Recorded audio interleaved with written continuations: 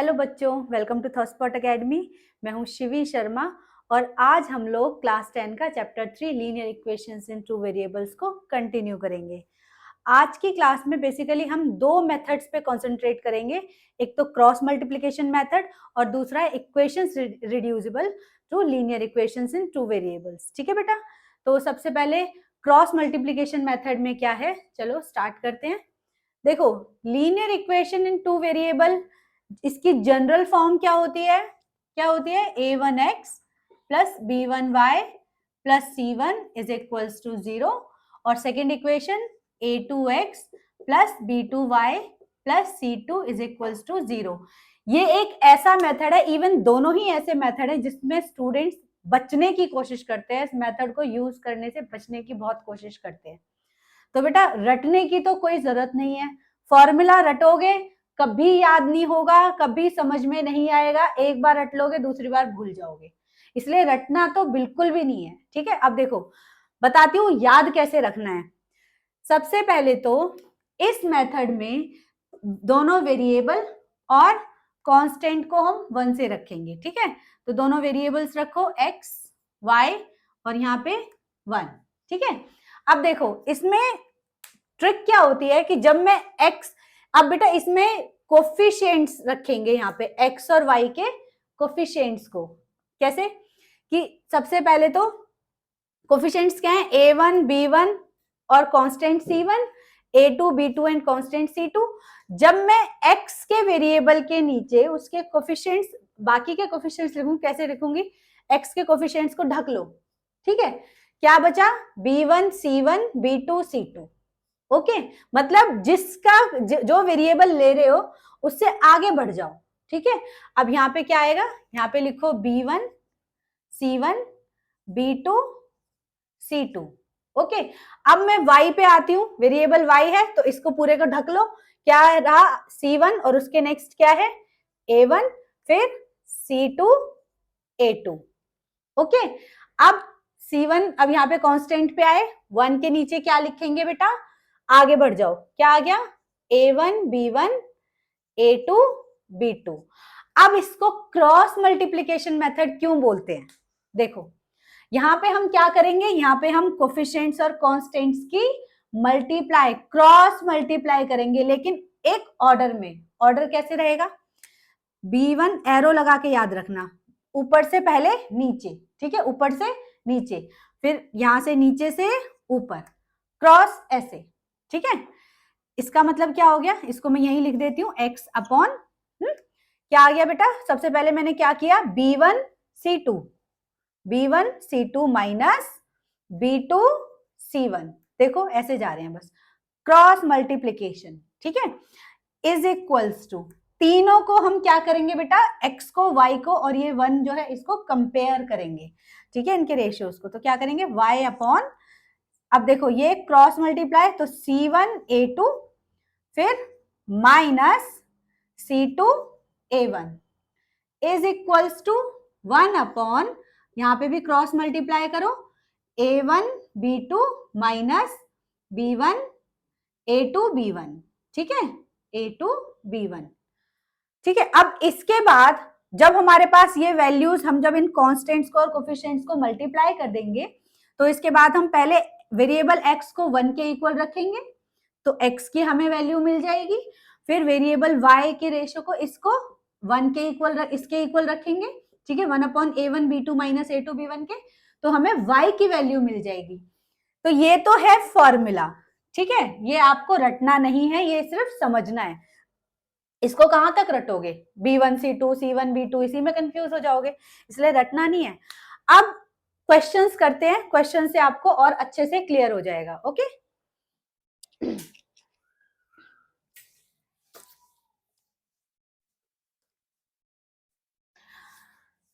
जितनी ज्यादा प्रैक्टिस करोगे उतने अच्छे से समझ में आ जाएगा। ओके, तो क्वेश्चन है 8x plus 5y is equals to 9 and 3x plus 2y is equals to 4। अब यहाँ पे देखो, सबसे पहली मिस्टेक जो यहाँ से स्टूडेंट्स करते हैं इस मेथड में, मैंने अभी इक्वेशंस की जनरल फॉर्म क्या लिखी थी? a1x plus b1y plus c1 is equals to 0। देखो कांस्टेंट मैंने कहाँ रखा? उसी इक्वेशन में लेफ्ट हैंड साइड की तरफ, है ना, और यहीं से मैंने फॉर्मूला यूज किया था। ठीक है, a2x plus b2y plus c2 is equals to 0। Students बोलते हैं मैम इससे फर्क क्या पड़ेगा? अगर मान लीजिए c1 इधर है, राइट हैंड साइड में है, c2 भी राइट हैंड साइड में है, तो क्या फर्क पड़ेगा बेटा? साइन का फर्क पड़ गया ना, और साइन चेंज पूरे के पूरे कैलकुलेशन चेंज। ठीक है, तो इसका खास ध्यान रखना। अब देखो यहाँ पे भी इस क्वेश्चन में जो कॉन्स्टेंट्स हैं वो राइट हैंड साइड में है, तो पहले इनको लेफ्ट हैंड साइड में लेकर आओ।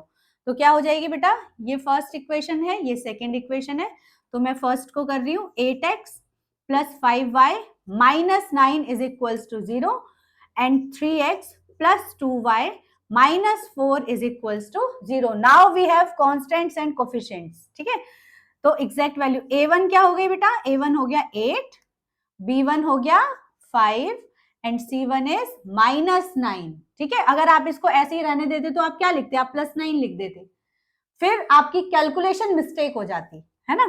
फिर a2 आ गया आपके पास 3, b2 आ गया 2 एंड c2 माइनस 4। अब फॉर्मूला अप्लाई करते हैं। क्या बताया था? x, सबसे पहले तो चलो पहले फॉर्मूला ही लिखो। क्या था? जब आप x का लिख रहे हो तो ये इन वाले कोफिशिएंट्स को ढक लो, है ना। तो क्या करेंगे?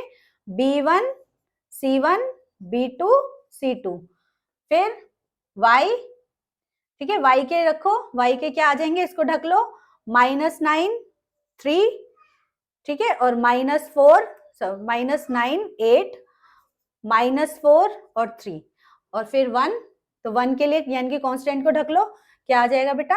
अरे यहाँ पे सॉरी, मैं फॉर्मूला लिख रही थी, फॉर्मूला ही लिखती हूँ। ओके, जब y को कर रहे हो तो क्या आ जाएगा? c1 a1 और c2 a2।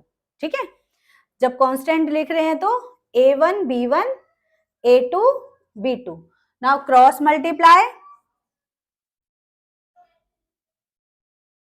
मल्टीप्लाई कर दो। ठीक है, तो क्या मिल जाएगा हमें? x upon b1 c2। अब बेटा देखो यहाँ पे अगर आप बार बार हमेशा मल्टीप्लाई ऐसे करनी है, ऊपर से नीचे। ठीक है, तो ये आ गया b1 c2 minus b2 c1 is equals to y upon a1 a2 c1 a2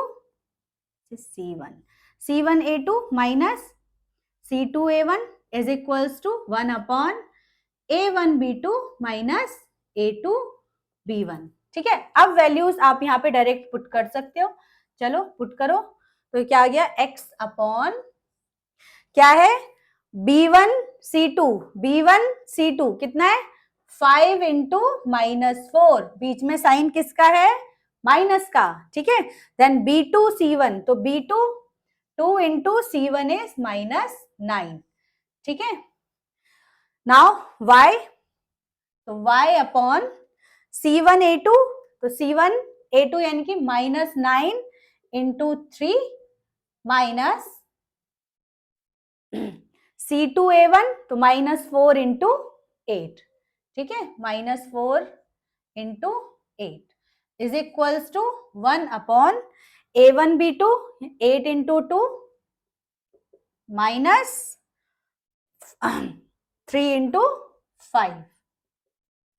okay, तो अब बेटा कर दो मल्टीप्लाई, तो x अपॉन -20।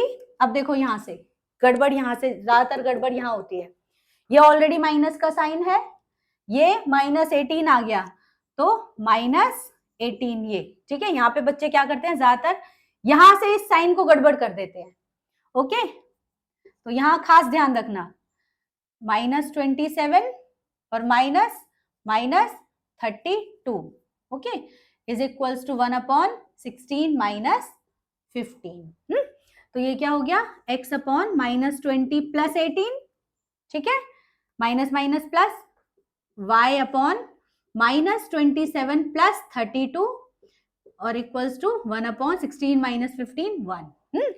तो ये कितना आ गया बेटा? x upon -2 is equals to y upon 32 minus 27 5, ठीक है, इज इक्वल्स टू 1 अपॉन 1। तो मैंने लास्ट में क्या बताया था कि आपके पास ये तीनों क्योंकि इक्वल है तो आप सबसे पहले x वेरिएबल को इस कांस्टेंट के इक्वल रख दो। तो x upon -2 is equals to 1 upon 1, that is 1। तो बेटा x की वैल्यू कितनी हो गई?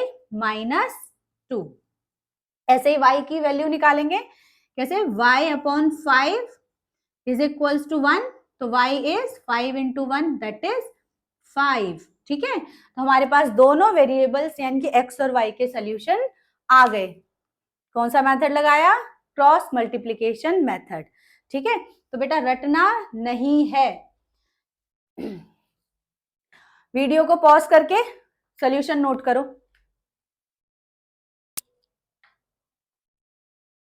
चलिए अब नेक्स्ट क्वेश्चन, एक और क्वेश्चन की रिवीजन कर लेते हैं, एक और क्वेश्चन देख लेते हैं, फिर आपको ये मेथड और अच्छे से समझ में आ जाएगा।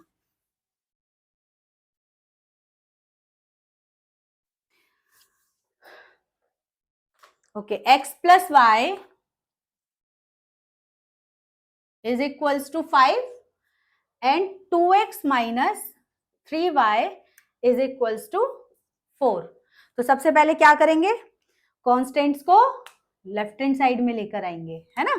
तो क्या हो गया? x plus Y minus 5 equals to 0 and 2x minus 3y minus 4 is equals to 0। फिर उसके बाद कोफिशिएंट्स लिखो, क्या है? a1 क्या है यहाँ पे? 1, b1 क्या है? 1 and c1 is -5, a2 2, b2 -3 and c2 is -4, ठीक है। अब क्या करना था बेटा? x अपॉन फॉर्मूला लगाओ। क्या बताया था? जब x वेरिएबल लिख रहे हो तो उसके कोफिशिएंट्स को ढक लो। क्या बचे? b1 c2, क्रॉस कर रही हूं, डायरेक्ट लिख रही हूं, ठीक है। b1 c2 minus b2 c1 is equals to y upon y के लिए b के ये b को ढक लो। क्या करेंगे? c1 a2, ठीक है, c1 a2 minus c2 a1, okay, is equals to 1 upon coefficients को ढक लो। क्या आ गया? a1 b2 minus a2 b1, okay. चलिए अब यहाँ पे वैल्यूज पुट करते हैं। तो x अपॉन क्या आ गया? b1 is 1 into c2 is -4 minus b2 is -3 into -5, ठीक है, is equals to y upon c1 is -5 into a2 is 2 minus c2 is -4 into a1 is 1, ठीक है बेटा, is equals to 1 upon, now देखो a2, बस इसको ध्यान रखना ये कैसे करना है, ठीक है, इस पे फोकस रहना, ओके। और वैल्यूज आपको पहले ही लिखनी है वरना प्लस माइनस में गड़बड़ करोगे, ठीक है। कोफिशिएंट्स और कांस्टेंट पहले ही लिखने हैं। अब लास्ट क्या बचा? a1 b2 that is 1 into -3 minus 1 into 2, ठीक है, 2 इंटू 1। चलो तो ये क्या वैल्यू आ गई? x अपॉन -4 माइनस, अब देखो बेटा, -3 इंटू -5 प्लस 15 हो गया, ठीक है। तो यहाँ पे मैं 15 लिख रही हूं, ये नेगेटिव इसका ऑलरेडी था और ये इससे कैंसिल हो गए, -3 इंटू -5, ठीक है। यहाँ पे गलती बहुत होती है, -5 इंटू 2 -10, ठीक है, और -4 और इज इक्वल्स टू 1 अपॉन -3 -2। तो यहाँ पे क्या वैल्यूज आ गई? x अपॉन ये बेटा हो गया -19 is equals to y upon, देखो -10 और माइनस प्लस, ये हो गया प्लस, माइनस माइनस प्लस, तो -10 प्लस 4 कितना आ गया? -10 प्लस 4 -6 और इज इक्वल्स टू 1 अपॉन -5। अब क्या करेंगे? वेरिएबल्स को कंपेयर करेंगे। कॉन्स्टेंट्स है तो x अपॉन -19, पहले x के वेरिएबल को किया तो 1 अपॉन -5, ठीक है। तो x की वैल्यू क्या आ गई बेटा, -19 -5, माइनस से माइनस कैंसिल कर दो, 19 अपॉन 5। ऐसे ही y को कंपेयर करो तो y upon -6 is equals to 1 upon -5, y is equals to -6 upon -5, that is 6 upon 5। आ गए वेरिएबल्स, आ गए x और y के सॉल्यूशंस, ठीक है। ओके बेटा, अब हम करेंगे नेक्स्ट मेथड। उससे पहले वीडियो पॉज करो और इसको नोट करो।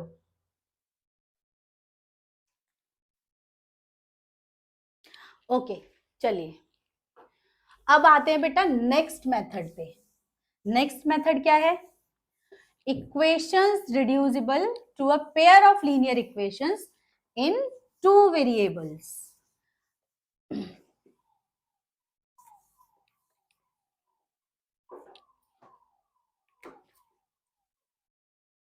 equations reducible to a pair of linear equations, ठीक है, in 2 variables। देखो बेटा, इसमें क्या है कि आपने बहुत बार देखा होगा कि वेरिएबल कई बार डिनोमिनेटर में होता है, वेरिएबल डिनोमिनेटर में भी होता है और उन इक्वेशंस को आपको किसी ना किसी मेथड के थ्रू सॉल्व करना होता है। लेकिन अब जब वेरिएबल ही डिनोमिनेटर में है तो फिर आप इक्वेशन को ना तो सब्स्टिट्यूशन मेथड से डायरेक्टली कर पाते हो, ना एलिमिनेशन मेथड से, ना क्रॉस मेथड से। तो उसके लिए सबसे पहले तो आपको उन वेरिएबल्स को किसी दूसरे लेटर से यानी कि किसी दूसरे वेरिएबल से रिड्यूस करना है। देखो करना कैसे है, मैं एग्जाम्पल लेके ही चलती हूँ, ठीक है। एग्जाम्पल के थ्रू इसको समझेंगे। जैसे मान लीजिए 2 upon x plus 3 upon y is equals to 13। देखो यहाँ पे वेरिएबल क्या है, डिनोमिनेटर में है, एक्स और वाई दोनों ही है ना। और 5 upon x minus 4 upon y is equals to -2। Okay, अब देखो बेटा, अब इनमें सबसे पहले तो हम इन वेरिएबल्स को रिड्यूस करेंगे, ठीक है, मतलब लेट करेंगे किसी दूसरे वेरिएबल से, किसी दूसरे वेरिएबल से कंपेयर करेंगे एज इट इज फॉर्म में। तो इसको मैं ऐसे लिख सकती हूँ, we can write these equations as, कैसे लिख सकते हैं, देखो मैंने 2 कॉमन ले लिया तो ये 1 अपॉन एक्स लिख सकती हूँ मैं इसको। 2 कॉमन ले लिया 1 अपॉन एक्स, मतलब बेसिकली ये 2/x ही होगा। प्लस 3 कॉमन ले लिया, क्या बचा 1 upon y is equals to 13, ठीक है। इसको भी मैं ऐसे लिख सकती हूँ, 5 कॉमन ले लिया, क्या आ गया 1 अपॉन एक्स, माइनस 4 कॉमन ले लो, ये 1 upon y is equals to -2, है ना। अब देखो, अब यहाँ पे हम क्या करेंगे, let us take 1 upon x is equals to कोई भी दूसरा वेरिएबल पी क्यू ले लो, चाहे ए बी ले लो, ठीक है, मैं ए ले रही हूँ, ठीक है। And 1 upon y is equals to b. अब ये जो इक्वेशन होगी, जब हमने इसको 1 अपॉन एक्स को ए से ए लेट कर लिया और 1 अपॉन वाई को बी लेट कर लिया, तो ये इक्वेशन किसमें बेटा लीनियर हो जाएगी, सीधा सीधा सिंपल इक्वेशन बन जाएगी। कैसे, 2a 1 अपॉन एक्स की जगह हमने क्या रखा है a, तो इक्वेशन क्या हो गई बेटा 2a plus 3b is equals to 13। देखो कितनी इजी इक्वेशन हो गई बस रिड्यूस करके, ठीक है। और 5a minus 4b is equals to -2, ठीक है। तो इस इन इक्वेशंस को मैं 1 और 2 मार्क कर रही हूं। ओके, तो अब इन इक्वेशंस को आप चाहे सब्स्टिट्यूशन मेथड से सॉल्व कर लो, चाहे एलिमिनेशन मेथड से सॉल्व कर लो, आपकी मर्जी है, ठीक है। तो मैं इसको एलिमिनेशन मेथड से सॉल्व कर रही हूँ। 2a plus 3b is equals to 13 and 5a minus 4b is equals to -2, ठीक है। अब एलिमिनेशन मेथड क्या करते हैं, एलिमिनेशन मेथड में या तो फर्स्ट वेरिएबल को या फिर सेकंड वेरिएबल के कोफिशिएंट्स को कंपेयर करते हैं, इक्वल बनाते हैं। तो यहाँ पे मुझे दिख रहा है या तो आप या तो 5 और 2 को मतलब ए के वेरिएबल कोफिशिएंट्स को कर लो इक्वल या फिर बी के कोफिशिएंट्स को इक्वल कर लो। तो यहाँ पे मुझे इनके साइन भी चेंज दिख रहे हैं उल्ट, ठीक है, प्लस माइनस दिख रहा है, तो मैं बी के कोफिशिएंट्स को इक्वल करूंगी। तो बी के कोफिशिएंट्स को इक्वल कैसे करेंगे कि यहाँ पे इन दोनों का कोई कॉमन मल्टीपल तो है नहीं, तो क्या करेंगे, इस इक्वेशन को, ऊपर वाली इक्वेशन को मैं 4 से मल्टीप्लाई कर रही हूँ और नीचे वाली इक्वेशन को मैं 3 से मल्टीप्लाई कर रही हूँ, है ना, ऐसे ही करते हैं। क्योंकि 5 और 2 में भी आपस में कुछ नहीं है, तो इस अगर मैं ए के कोफिशिएंट्स को कंपेयर करूंगी, इक्वल बनाऊंगी, तो तब मुझे 5 और 2 से मल्टीप्लाई करना पड़ेगा, ठीक है। तो इससे ये इक्वेशन क्या बन गई बेटा, 8a, 4 की मल्टीप्लाई करो पूरी इक्वेशन में, तो 4 2 8a plus 12b is equals to 52। और अब इस पूरी इक्वेशन को, सेकेंड इक्वेशन को 3 से मल्टीप्लाई करोगे तो क्या आ जाएगा, 15a minus 12b is equals to -6। जब मैंने आप लोगों को एलिमिनेशन मेथड बताया था, उसमें आप वीडियो में चेक कर सकते हो, मैं लिंक दे दूंगी, इससे पहले वाली वीडियोस में मैंने एलिमिनेशन मेथड और सब्स्टिट्यूशन मेथड अच्छे से डिस्कस किया हुआ है। तो वहां पे मैंने बताया था कि जब हम साइन कब चेंज करते हैं, जब हमारे पास वेरिएबल के साइन ऑलरेडी सेम होते हैं, तब हमें साइंस को चेंज करने की जरूरत पड़ती है। यहाँ पे जब मैं बी के वेरिएबल्स को कंपेयर कर रही हूँ, दोनों के वेरिएबल बी के कोफिशिएंट्स को मैंने इक्वल बना लिया, तो अब हम क्या करेंगे, ये प्लस का ये माइनस का है, साइन चेंज करने की जरूरत ही नहीं है, प्लस माइनस माइनस कट गया, इसीलिए मैं इसमें साइन चेंज नहीं करूंगी, ठीक है। अगर दोनों ही सेम साइन होते, या तो ये 12 यहाँ पे भी माइनस का होता, यहाँ पे भी माइनस का, या फिर ये यहाँ प्लस और यहाँ प्लस, तब मैं साइंस को चेंज करती। ये क्वेरी बार बार मेरे पास स्टूडेंट्स की आती है कि कब साइन चेंज करने चाहिए, हम कंफ्यूज हो जाते हैं, ठीक है। तो कंफ्यूज होने की कोई जरूरत नहीं है, ऑलरेडी साइन चेंज है, काट दो। अब जो साइन इनके साथ हैं उन्हीं के साथ इनको प्लस माइनस जो भी है वो करना है, ठीक है।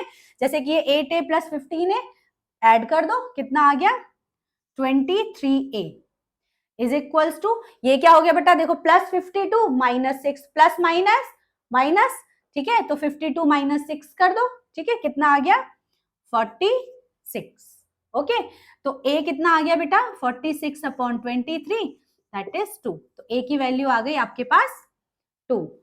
ऐसे ही अब आप a की वैल्यू किसी भी इक्वेशन में पुट कर दो, फर्स्ट में या सेकंड में, आपके पास b की वैल्यू भी आ जाएगी, ठीक है ना। तो put a is equals to 2 in equation, मैं सेकंड इक्वेशन में पुट कर रही हूं, ठीक है, इन इक्वेशन 2। आप चाहे फर्स्ट में पुट कर लो चाहे सेकंड में कर लो। तो 5a minus 4b is equals to -2। तो 5a that is 2 minus 4b is equals to -2, 10 minus 4b equals to -2। तो ये कितना आ गया, -4b इक्वल्स टू -2 माइनस 10 -12, ठीक है। तो b आ गया बेटा -12 अपॉन -4 दैट इज 3, ठीक है, b इज 3। अब हमने इनको क्या लेट किया था, compare 1 upon x equals to a and 1 upon y is equals to b, ठीक है ना।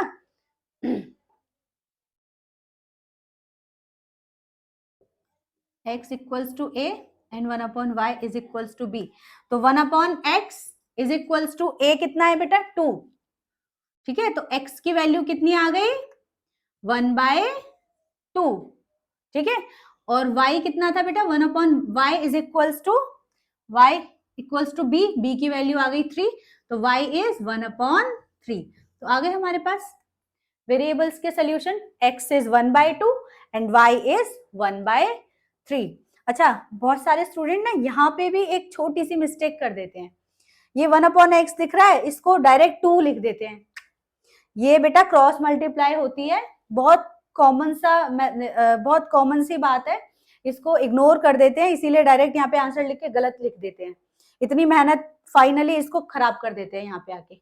तो यहाँ पे आके आपको क्या करना है, बेसिकली बस ये क्रॉस मल्टीप्लाई ही है, x ऊपर जाएगा 2 नीचे आएगा तो 1/2 हो गया, ऐसे यहाँ y ऊपर जाएगा और 3 नीचे आएगा तो y 1/3 हो गया, ठीक है ना। तो ध्यान देना, छोटी छोटी गलतियां होती हैं इन मेथड्स में, उनका खास ध्यान रखना है आपको, ठीक है। चलिए वीडियो पॉज करो, नोट करो। ओके, एक और एग्जाम्पल कर लेते हैं।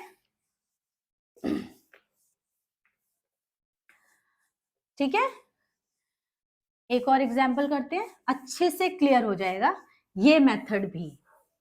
अब देखो बेटा, आप भले ही ये न्यू मेथड कर रहे हो चाहे, ठीक है, लेकिन इसमें आप लगा तो एलिमिनेशन मेथड, सब्स्टिट्यूशन मेथड, या आप इसमें क्रॉस मल्टीप्लिकेशन मेथड भी लगा सकते हो, लेकिन ठीक है, आप अगर सब्स्टिट्यूशन और एलिमिनेशन से करोगे तो थोड़ा और जल्दी हो जाएगा, ठीक है ना, तो उनको भी ध्यान रखना है, उनकी भी रिविजन करनी है। चलो एग्जाम्पल है 5 upon x minus 1 plus 1 upon y minus 2 is equals to 2 and 6 upon x minus 1 minus 3 upon y minus 2 is equals to 1। आप देखो अब यहाँ पे क्या चीज है जो आपको दोनों में इन इक्वेशंस में कॉमन नजर आ रही है। दोनों इक्वेशंस में जो वेरिएबल है एक तो कहाँ पे है, डिनोमिनेटर में है ना, यहाँ पे ये देखो सब डिनोमिनेटर में। दूसरी कॉमन चीज क्या दिख रही है कि यहाँ पे वेरिएबल x के साथ -1 है यहाँ पे भी, और यहाँ पे वेरिएबल y के साथ -2 है यहाँ पे भी, तो हम इसको लेट कर सकते हैं किसी दूसरे वेरिएबल के साथ, है ना। तो बेटा यहाँ पे हम क्या करेंगे, लेट, अब वही रिड्यूस कर रहे हैं, ठीक है, इक्वेशंस को लीनियर बनाने के लिए रिड्यूस कर रहे हैं। अब क्या करेंगे, 1 अपॉन x माइनस 1 को मैं a लेट कर रही हूँ और 1 अपॉन y माइनस 2 को मैं b लेट कर रही हूँ, ठीक है। अब पुट कर दो a और b की वैल्यू, तो इक्वेशंस क्या बन जाएंगी बेटा, 5, देखो ये इक्वेशन को मैं 5 into 1 upon 1 minus 1 upon x minus 1 लिख सकती हूँ ना, तो 1 अपॉन x माइनस 1 की वैल्यू तो मैंने क्या लेट की है, a लेट की है, तो इसीलिए मैं इसको डायरेक्ट यहाँ लिख रही हूँ। तो ये क्या बन गई बेटा, 5a प्लस, अब ये 1 अपॉन y माइनस 2 क्या है, b, तो इसके साथ 1 into b that is b is equals to 2। हो गई इक्वेशन कितनी इजी, कितनी यहाँ से कितनी टफ लग रही थी और देखो यहाँ कितनी इजी हो गई, है ना। अब इसको भी रखो, 6a minus 3b is equals to 1, ठीक है, इक्वेशन नंबर 1, इक्वेशन नंबर 2। अब यहाँ पे फिर से एलिमिनेशन मेथड यूज कर रही हूँ मैं, ठीक है। तो एलिमिनेशन मेथड के लिए क्या बताया था अभी, जस्ट अभी, कि या तो a के कोफिशिएंट्स को इक्वल बनाओ या फिर b के कोफिशिएंट्स को इक्वल बनाओ। अब इन इक्वेशन में मुझे दिख रहा है कि अगर मैं यहाँ पे b के साथ इंटू 3 कर दूंगी तो मुझे सेकेंड इक्वेशन में कुछ करने की जरूरत नहीं है। ऐसा कोई जरूरी नहीं है कि हर बार दोनों इक्वेशन में ही किसी ना किसी कोफिशिएंट से मल्टीप्लाई करना पड़ेगा, नहीं, वो सिचुएशन पे डिपेंड करता है। यहाँ पे मुझे दिख रहा है कि खाली अगर मैं 3 की मल्टीप्लाई कर दूंगी इस वाली फर्स्ट इक्वेशन में, तो मेरे b के कोफिशिएंट्स इक्वल भी हो जाएंगे और मुझे बहुत ज्यादा मेहनत भी नहीं करनी पड़ेगी। ऐसा जरूरी कहीं लिखा थोड़ी है कि आपको a के ही कोफिशिएंट्स को इक्वल बनाना है, आप b के कोफिशिएंट को इक्वल बना लो, ठीक है। तो मैं क्या करूंगी, मल्टीप्लाई इक्वेशन 1 बाय किससे करूंगी, 3 से, है ना। तो क्या आ गई बेटा equation 1, 15a plus 3b is equals to 6, और ये एज इट इज लिखो, इक्वेशन 2 एज इट इज लिखो, क्या है, 6a minus 3b is equals to 1। अब फिर से साइन चेंज करने की जरूरत ही नहीं है, जो b के कोफिशिएंट्स है, जो वेरिएबल है, ये ऑलरेडी किसमें है, प्लस माइनस, कट कर दो। अब ये प्लस हो जाएगा, 15 प्लस 6a कितना हो गया बेटा, 21a is equals to 6 plus 1 7, ठीक है। तो क्या वैल्यू आ गई, a is equals to 7 upon 21 that is 1 upon 3, है ना। a की वैल्यू कितनी आ गई, 1 upon 3। Now put a is equals to 1 upon 3 in किसी भी इक्वेशन में रख दो, फर्स्ट और सेकंड, मैं फर्स्ट में रखती हूँ, ठीक है, फर्स्ट में रख रही हूँ। तो ये क्या आ गया बेटा, 5a plus b is equals to 2, तो 5a is 1 by 3 plus b equals to 2, तो ये आ गया 5 by 3 plus b is equals to 2। अब ट्रांसपोज करूंगी तो 5 बाय 3 इधर प्लस का है, उधर जाके माइनस का हो जाएगा, ठीक है। तो b is equals to, LCM लिया, 6 minus 5 that is 1 by 3, b की वैल्यू आ गई 1 बाय 3। लेकिन अभी यहाँ पे आंसर खत्म नहीं हुआ, क्या करना है अभी, हमें तो वेरिएबल्स x और y की वैल्यू देनी है ना। तो हमने x ये किससे कंपेयर किया है, ठीक है, क्या था, a इज 1/x-1। तो अब इसको हमें कंपेयर करना पड़ेगा। क्या करना पड़ेगा, 1 reduce 1/x-1 is equals to a and 1/y-2 is equals to b। तो 1/x-1 equals to a is बेटा, a इज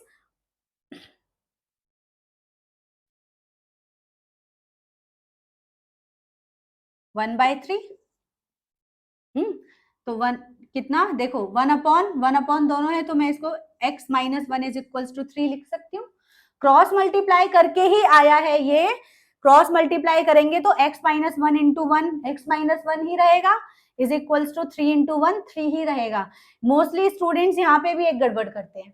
अब वो यहाँ क्या करते हैं, उनको ऐसा लगता है कि अच्छा ये इसके इक्वल, ये इसके इक्वल, चलो इक्वल इक्वल लिख देते हैं, ऊपर चाहे कुछ भी वैल्यू हो, न्यूमरेटर में कुछ भी हो, उन्होंने बस न्यूमरेटर डिनोमिनेटर कंपेयर कर देते हैं। नॉर्मली यही करते हैं ज्यादातर स्टूडेंट्स, ये नहीं करना है। ये क्रॉस मल्टीप्लाई करके ही आया है, ऊपर दोनों तरफ न्यूमरेटर 1 है, इसलिए इंटू 1 नहीं लिखा है। ठीक है, तो ये क्या आ गया, x is equals to 3 + 1 that is 4। तो x की वैल्यू आ गई आपके पास 4। अब y क्या है बेटा, 1/y-2 is equals to b कितना है, b इज ऑल्सो 1/3। तो y-2 इज इक्वल्स टू 3, तो y की वैल्यू आ गई 3 + 2 दैट इज 5। ठीक है, तो x भी आ गया हमारे पास और y भी आ गया। तो आपने देखा दोनों मेथड्स में अगर आप रटोगे तो बिल्कुल समझ में नहीं आएगा, मेथड्स को थोड़ा समझो। ठीक है, एक बार और इस वीडियो को फिर से रिवाइज करके देखना, आपको और अच्छे से दोनों मेथड्स क्लियर हो जाएंगे, बहुत इजी है। ठीक है बेटा, तो यहाँ पे सब्स्टिट्यूशन मेथड, एलिमिनेशन मेथड,